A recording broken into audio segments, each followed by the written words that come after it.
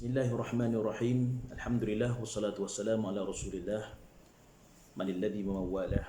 Allahumma shalli ala sayyidina Muhammad wa ala ali sayyidina Muhammad. Assalamualaikum warahmatullahi wabarakatuh.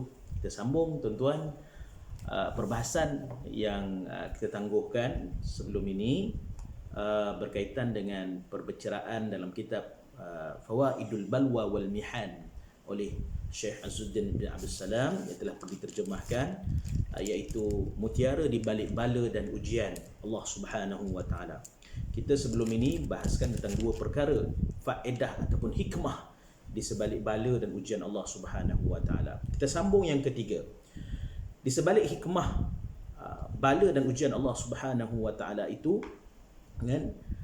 terdapatnya perkara yang mendatangkan tulus ikhlasnya kita kerana Allah Subhanahu wa taala semata-mata.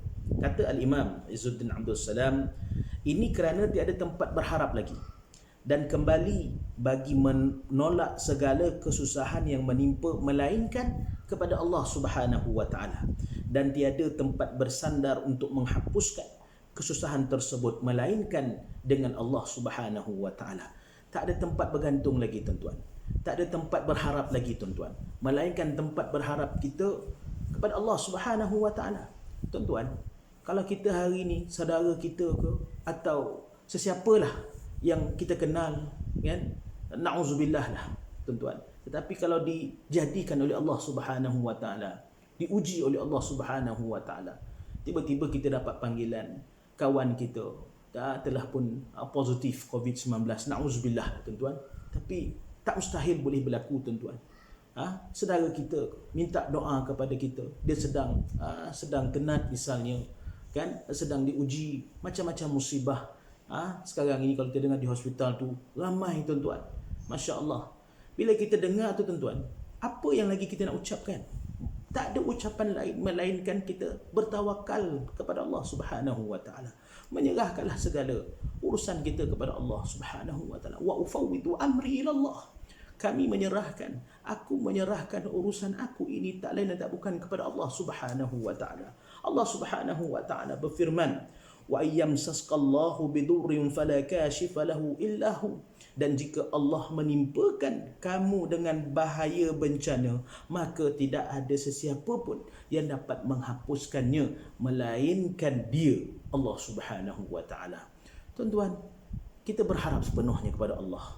Allah Taala berfirman sekali lagi, fa idza raqibu fil fulki da'awullaha mukhlisina lahuddin.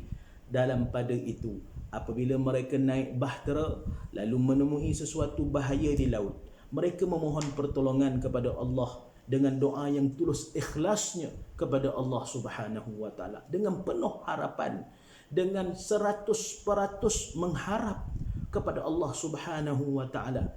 Tidak ada 1%, tidak ada 2% yang tergugur yang kita harapkan kepada orang lain melainkan kepada Allah Subhanahu wa taala.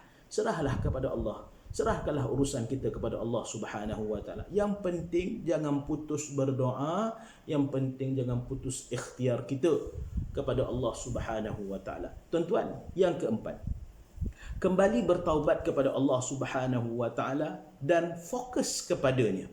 Allah Taala berfirman, wa idza massal insana dhurrun da'a rabbahu muniban ilaih. Dan apabila manusia ditimpa oleh sesuatu bahaya, dia segera berdoa kepada Tuhannya dengan keadaan kembali bertaubat kepada Allah Subhanahu wa taala.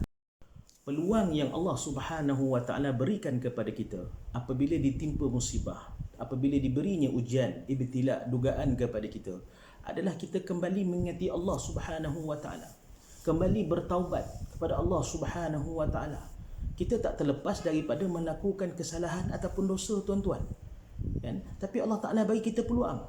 Sebelum apa-apa berlaku kepada kita di masa akan datang, kita sempat memikirkan tentang dosa kita, memikirkan tentang kesalahan kita kepada Allah Subhanahu wa taala. Tubu ilallahi taubatan nasuha. Bertaubatlah kamu kepada Allah Subhanahu wa taala dengan taubat nasuha. Tuan-tuan, puan-puan rahmati oleh Allah Subhanahu wa taala, video singkat ini, video ringkas ini saya sampaikan kepada tuan-tuan, mudah-mudahan mendatangkan manfaat dan insya-Allah diizinkan oleh Allah Subhanahu wa taala untuk kita teruskan membaca kitab Mutiara di Balik Bala dan Ujian ini pada masa yang akan datang. Mudah-mudahan kita berdoa sama kita jaga kita jaga SOP, kita dilindungi oleh Allah Subhanahu wa taala. Amin amin ya rabbal alamin. Aqulu qawli hadha wa astaghfirullahal azim li wa lakum. Assalamualaikum warahmatullahi wabarakatuh.